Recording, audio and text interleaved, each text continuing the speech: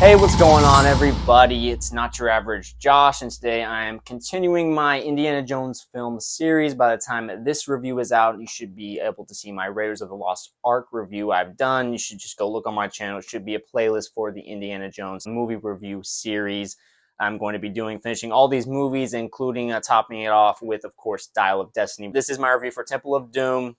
Reviewed Raiders of the Lost Ark, and I absolutely love that movie. Shock, shock, what a surprise, like most people. And so I was very interested to go into this movie, the first sequel for this a few years later, 1984, to see how 80s-ified this movie is, I guess, if you will, and just see how it compares to the original. But before I get to my review, as I do always say, if you're watching this, please hit that like button. It's very much appreciated, any support I do get for this channel. And also, leave a comment down below. What is your favorite Indiana Jones movie? Maybe you're not a big fan of the franchise or that much at all. Maybe it's just all right to you. Whatever your thoughts on Indiana Jones, whatever you want to put down there in the comments section. Also hit that subscribe button as well if this is your first time watching any of my movie reviews or videos at all, or if you're a returning viewer as well. Any support is always very much appreciated.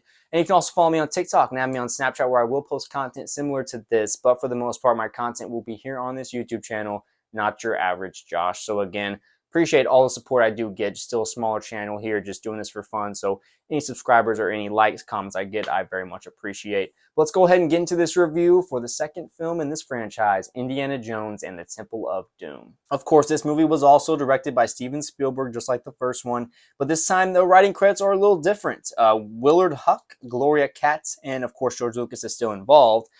But very different than the first time around in terms of just the writing, people that are involved in that. And so you very much feel that with this movie in a lot of different elements, but mainly what a lot of people talk about, and especially what I felt in this movie, how much darker this movie does tend to get, just more of an undertone or overtone, whichever one you want to use, of a darker presence involved with this movie, within the writing and just the story of everything that's going on.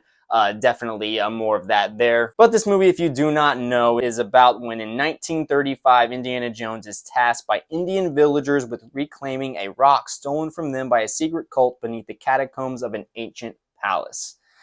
And one of the things I did really enjoy about this movie, a few things I enjoyed differently than the first one. I love how this is a different setting in this movie. We're going to India here, and again, as I already mentioned, the darker story elements within the writing here. Just the main story here of having to go and really a lot of it rescue children who are now being enslaved by these groups of people who went into an Indian village, took one of their stones because it has this special power.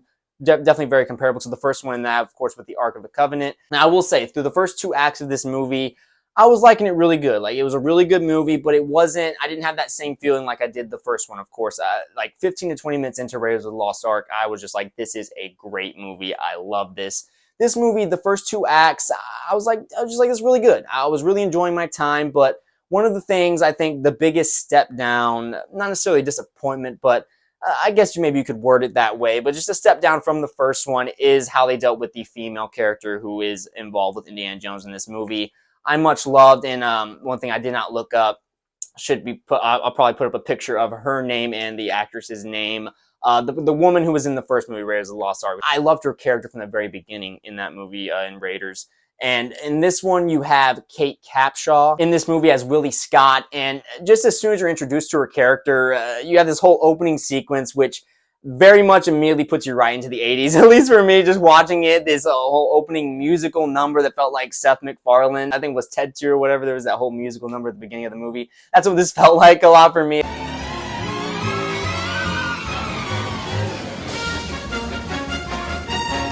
And then you get immediately introduced to this character, Willie Scott, the woman who was involved here. And the thing that really just kind of tripped me up about really opening my arms to her character from the beginning of this movie is she just really is kind of thrust and just happens to be conveniently involved in everything that goes on in this movie. Like, she's just a actress or singer or whatever at the, pretty famous, well-known in China, where the beginning of this opening sequence is taking place in. She just happens because Indy gets her involved with pretending or almost actually kidnapping her. And then, of course, the whole sequence with the diamond and the antidote, that because Indy took poison, it's all going around on the floor, people are kicking it across the room. A lot of cheesy moments throughout this whole opening sequence, and then you just have Willie Scott just somehow going on the plane with Indy when they're trying to leave, And then, of course, the whole sequence where the evil motherfucker that was in China at the time owns the airline, so they get directed to another part. That's a very enjoyable sequence, but just having Kate Capshaw's character, Willie Scott, who that's really just her name that she goes by. They don't really, I don't think they ever, her name is down as Willie Scott on IMDb, so I don't think they ever actually mention her real name in this,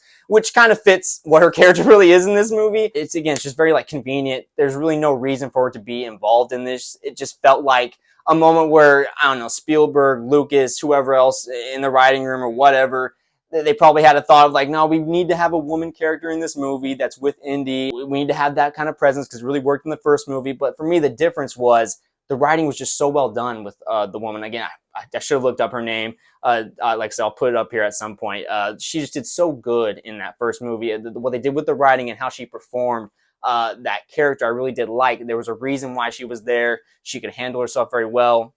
We have really the exact opposite here, the very typical, almost basically damsel in distress type woman. And just through the first couple acts, there were just many times where I was just annoyed by her character because she was just doing these over the top screaming or just over dramatic reactions to things. It's like, there's some moments where you're like, okay, I understand why you're acting dramatic, but it was just to a level where it's like she's just acting like just a movie character, like not a real person. She's like a caricature of what this character could be if written maybe a little better or having more dimensions to her character. There's a lot through the first couple acts. I'm just like, there's no reason for her to be along here, and then she's doing annoying shit, so I just don't really care about her through again, the first two parts of this movie. And then they try and bring around how Indy ends up kind of showing that he's attracted to her, even though like the first, again, like act and a half, he's not really paying much mind to her. He's really rather annoyed by her as well, it seems, at least watching it. But then you have, of course, the moment where they're in near the palace, or where most of this movie goes down at, and she's in her room and Indy's in his with Ke Quan, who's passed out. And of course, you have that whole sequence of how they're like pretending like they're both playing hard to get, but they obviously both want to fucking smash. It's like there's sequences with her character again through these first couple acts where I was just like, I'm just not as into her, and I feel like that was the biggest like misstep for me personally with this movie. They could have just easily, it would have been very interesting to see just Indiana Jones with Short Round in this, because obviously I'll get way into that. I love Short Round in this, obviously not breaking any ground there, but most people do that watch this movie. But I think this movie really could have worked with just the duo of them, because of everything that Short Round brings to this movie is just great. But I do understand it, and I will say once you get to the third act of this movie, her character becomes way more tolerable, and I was rooting for her alongside Indy and Short Round. So they do make up for it once you get into that third act, which I really absolutely love. I will say, though, also another defense of her character, there was a couple times, like in the beginning of this movie, and another thing they brought it over that they did really well in the first movie is the creepy ass shit they do with bugs and creepy crawlies throughout this whole movie. That whole sequence of like the feast or whatever they're having, when you have, which I thought was a really great sequence, where Indy's talking to Shatar Lal, I believe. Rashawn Seth plays him. They're having that conversation where Indy's kind of prodding at him, being like, hey, I think you guys probably stole this stone from this village I was just at. We have that British Prime Minister, I believe, who was next to him. You have that whole serious conversation going on. And I really like the way it was directed in this scene, where you cut back to Kate Capshaw's character, Willie. She's just being completely disturbed and just like, what the fuck with all this shit these people are eating, like the bugs and the snake. Bro, that snake part, when they cut the fucking snake open, and bro, that shit makes me tremble, bro. Like that was nasty. And then the monkey brains and shit, like all of that was just so well done in terms of like, it could have felt very unbalanced, where you're cutting back to this conversation where Indy's really serious and there's like very, very much a lot of tension here in this, and then cutting back to kind of this comedic moment with Willie here and everything going on. It worked really well, though. Like the directing was very well done, the editing there to again make it feel balanced, and like I was in on the conversation, very invested, but also very like on Kate Capshaw's side with Willie. And that's a moment where she does, I think, act appropriately. Like she still screams really loud and stuff, and there's still moments throughout this movie where she does that. And there's a certain point where I just accept, like, okay, she's kind of annoying as a character. But again, the third act, I thought she definitely won me over more. I was more like, okay,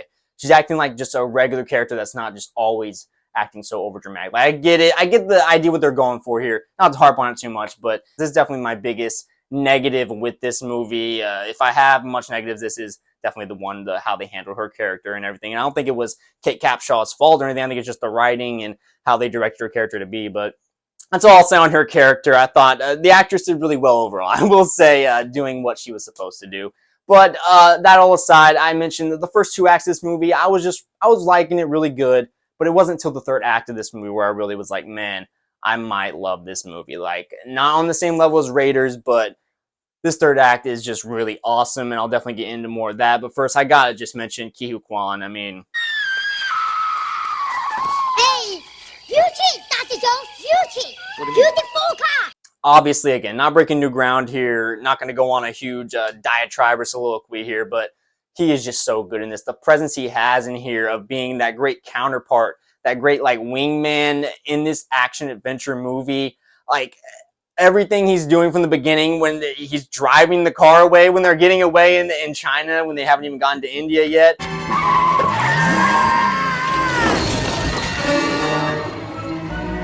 This is fun. All his action scenes, specifically in the third act, all his stunts where he's kicking people's ass. He fights that kid at one point that's leading the group when he's still under the spell or whatever of whatever the hell type of magic shit they got going on. He is just so fun. He has this charisma about him, but like you somehow, even though he's a kid, believe that he is this badass. Like, and there's just moments through the third act, like from the moment when he is on that ladder and the other dude's on the other side, he pushed it across to try and catch that rope that's hanging from like the ceiling. From that moment, I clapped during that moment. I just couldn't help it. I clapped. I was just alone, fucking watching this shit alone in my apartment. But it was from that moment on, there's just so many like genuine, like crowd pleasing type moments. Like just a badass. Like he was doing stuff that was like not too over the top or unbelievable where you're like, okay, come on, this kid wouldn't do this. Like he was all doing like the stunts they would do and just all the events going on within this action sequence is just so awesome. And so I was just completely on board, entertained by everything that Ke Huy Quan does in this movie. Just so good. One of the best kid performances I've seen. That sounds kind of weird, but in like a movie, a lot of times it's just so hard to critique kid actors, child actors, because, they're children. It's like until you become like 18, it's like, it's just very hard to be so critical, but I'm glad I don't really have to be because he's just so good in this movie, Ke Huy Quan. Of course, I pretty much knew that coming in. And I've watched these first three movies when I was a little kid, but I really don't remember much about it. So really almost as a really kind of a first-time view really for me with this, it was just so cool. Like he is definitely, obviously, so far my second favorite character in the franchise, which it was the woman in the first one. I can't remember her name. Can't remember her character's name. It's slipping my mind and the actress's name, but she was there. But then after watch Temple of Doom, definitely, Short Round, he's just so good. And you don't even need to know how he came to meet Indiana Jones. Like you're just on board with it and you just believe it, man. The way he performs, he has this, again, just happy energy and charismatic, but also a little badass, man. He's kicking people's asses and he can handle himself. Like it feels just so believable, and just absolutely loved his character, of course. Harrison Ford, I don't even need to mention it. Just great, quintessential as Indiana Jones. And watching this movie now, Raiders and Temple of Doom,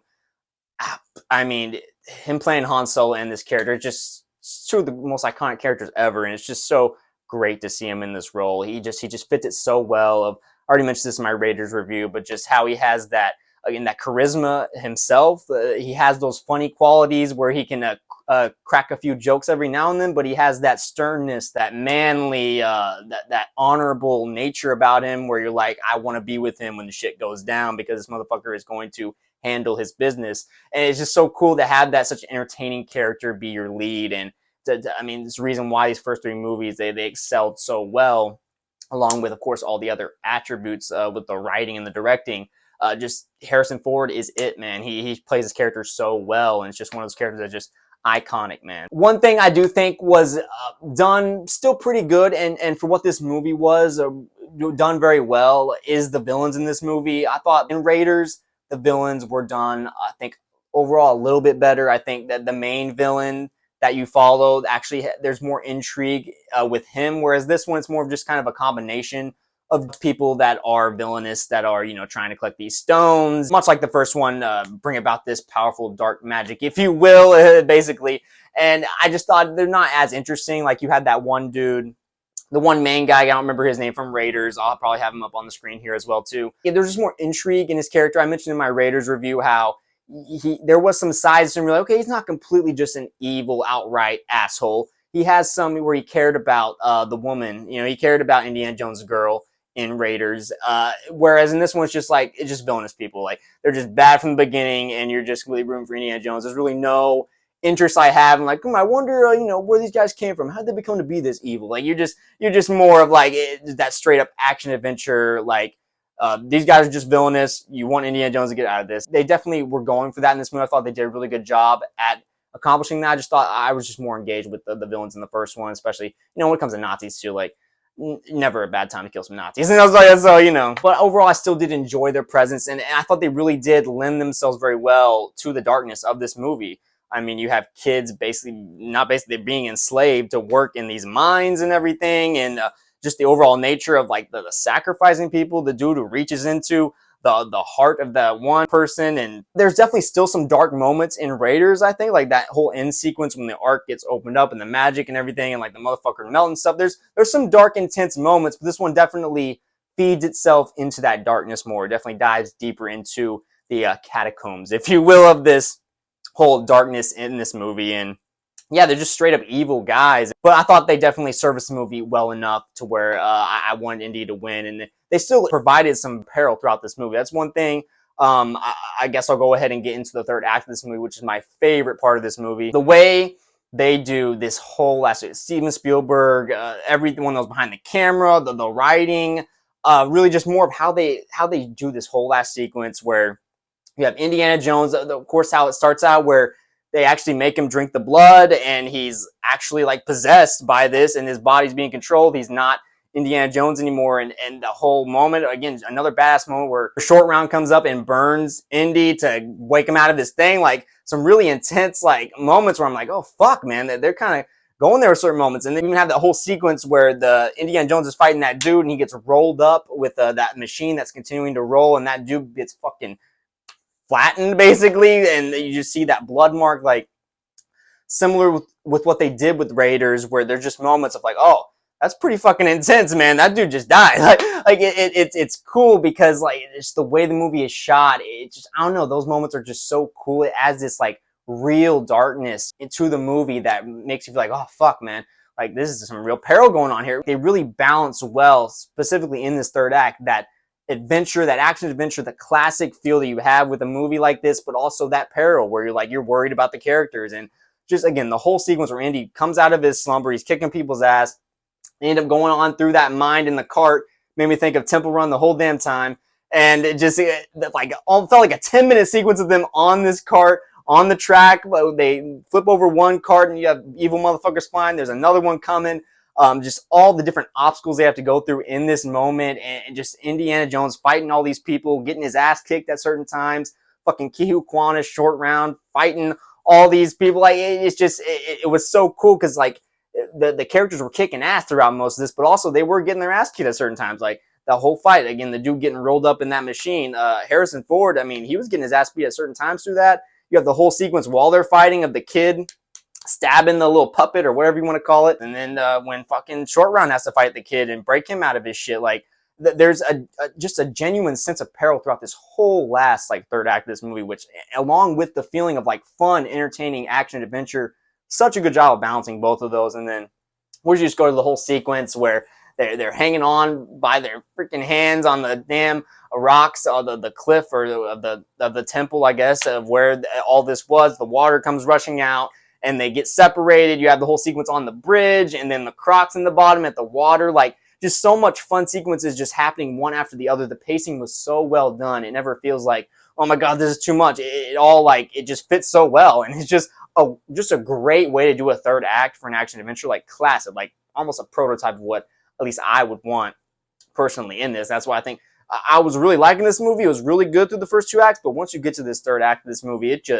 I think I might love this movie. Not quite on the level, again, of Raiders, but just the way they did it, so well done. And again, Kate Capshaw's character of Willie, I was way more on board with her character. By the time you get to the third act of the movie, she's not doing so much of the over dramatic shit. Of course, you have some effects, especially near the third act of this movie, where, yeah, you obviously see it's an effect. It's very dated, but because the writing is well done in this, and then the sequences are so fun to watch, and they're so well choreographed and put together, it doesn't bother me when watching this, and it might bother some other people if you're more like very picky about effects and stuff like that. It doesn't bother me really, even though I notice it every now and then. It's not like a constant thing. Like there'll be a shot where you see, oh, that's definitely an effect shot of something falling off the rocks down to the water or whatever. But then it goes right to the next scene. You feel like the way it's shot. Oh, they're still on this cliff though. Like you feel like there's still practical effects within the real special effects, if you will, of it all. So I really just enjoyed the way they did that whole last sequence. Definitely boosted this movie up to more of me practically loving this movie. Definitely loving that third act. I just really enjoyed this movie still overall. It's a really good movie. Raiders is still, for me, the pinnacle right now of this franchise, of what this franchise could be, and the peak of what it could accomplish, I guess you'll say. But we'll see what I think after Last Crusade. You know, I gave 10 out of 10 to Raiders, so it's going to be definitely hard to top Raiders, but to even meet it, it's going to be very challenging for me personally. I just love Raiders so much, but this movie definitely stands on its own. The way it is a little bit darker just overall throughout, and it just differentiates itself, and I think that's really cool. You can watch this movie. There was nothing from it, especially since it takes place in the past from Raiders, where you need to watch Raiders. So while you could literally turn this on and it's be your first Indiana Jones movie, and it's not going to affect you really much at all. Some of the special effects are dated. Yes, there is convenient moments again throughout this movie. None really ever like took me out of the movie. There's just some moments where, you know, stuff is going to happen. You're like, oh wow, that character happens to be there in the right moment. For example, when Short Round wakes the kid up, the kid that's supposed to be like the ruler or the king or whatever, or the prince of these people, the evil people in this palace. He just happens to get awoken at the time where he tells them, oh, when you leave, go left instead of right or whatever. He leads them in the right way to get out of the tunnel. Very convenient moment there. There's moments throughout this movie like that where you're like, oh, he just happened to wake up from his shit to be able to tell them exactly where to go in that moment when they're about to leave. There's moments like that throughout this movie, but none of them ever took me out of the experience. They were all just moments like, yeah, that's to be expected, especially after watching Raiders and really getting into these Indiana Jones movies. There's going to be moments like that where you either accept or you just, or it bothers you. You know, that's just kind of how it is with that. The one moment, though, in terms of like an action sequence where it's like, okay, that's definitely far-fetched, is obviously it. Probably going to know if you've seen the movie. The moment when they come out of the plane and they're in that raft or little small raft, basically a little boat or a little inflatable thing. Like the fact they fell so far, not only the first time, but then they end up falling off the cliff again and landing just perfectly in the water. They never flip at all while they're in the air. It's a little far-fetched. Like it's like that part's like, I mean, come on. But that's definitely the big moment in this movie where I'm like, okay, I don't think I can suspend my disbelief that much. Like it was definitely a little ridiculous. And they have another moment near the end that is like a smaller version of that when they're in the mine, you know, on the track in that cart, and they jump from one track and they land on the other, just perfect enough where they can keep going straight. That one, it's not as bad, so that one didn't like go overboard for me, but definitely that first one, like it's a fun sequence to see them falling out of the plane and just somehow in that little boat, in that raft or whatever you want to call it. Once they end up falling again, I'm like, are they really falling over again? They're just gonna land nicely and fine, like not even flip over and land in the water or anything. It just gets a little much with that, but again, at this point, I've already, just watching these first two movies, come to accept that with this franchise, and it doesn't bother me too much. Again, the one falling out of the plane, it's a little much, but as long as you only have one of those, it's acceptable enough because I really like this movie a lot. So well, that's really my overall main thoughts with this.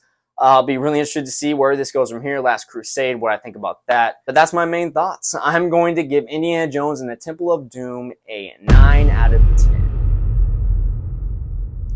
Thought this was really well done. Again, differentiates itself from the first one, and I'm sure from the rest of this franchise. And you really just like this movie overall. But what did you guys think? What is your favorite Indiana Jones movie? How do you feel about this one in particular, Temple of Doom? Is it one of your least favorite? Maybe it's your favorite. Maybe you like how it's a little bit darker than some of the other ones. What are your thoughts overall, just, again, on this Indiana Jones franchise? And are you anticipating the new Dial of Destiny movie? I will say after watching these, I'm a little bit worried already. Like, especially with how Last Crusade could end out, could be probably, I understand, I mean, again, not breaking any new ground here, one of the best trilogies of all time, potentially. And then I'm really worried about how I'm going to feel about Kingdom of the Crystal Skull because I've never seen that one at all. That is going to be it for now. But look for more videos very soon. I will put up here, of course, the rest of my Indiana Jones reviews that I come out with. They're all going to be on this playlist that this movie is going to be on as well. It should be called Indiana Jones, my movie review series. Should be in that playlist on my channel. You can go find that. But other than that, that'll be it for now. Hit that like button, hit that subscribe button if this is your first time watching any of my videos, or if you're a returning viewer as well. Any support is always appreciated, as I always say. And you can also follow me on TikTok and add me on Snapchat, where I will post content similar to this. But again, as always, my content will mostly be here on this YouTube channel, not your average Josh. So again, I appreciate all the support I get. Again, still a smaller channel, still trying to build this out, just doing it when I can as a hobby, just having fun talking about movies for the most part, TV shows when I can. But yeah, that'll be it for now. I will talk to you guys later.